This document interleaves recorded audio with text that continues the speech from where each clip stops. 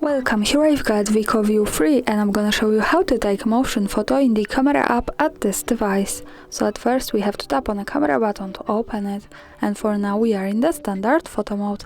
Let's stay here and focus on this settings bar.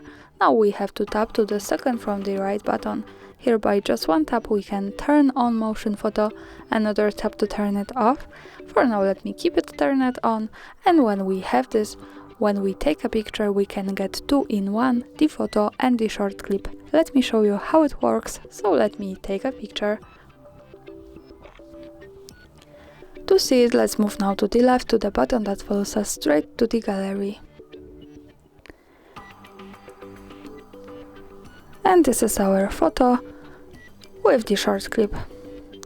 Here by tapping on this button motion on, we can turn it off and stay on the picture or play our clip again. And that's all, thanks for watching, subscribe our channel and leave the thumbs up.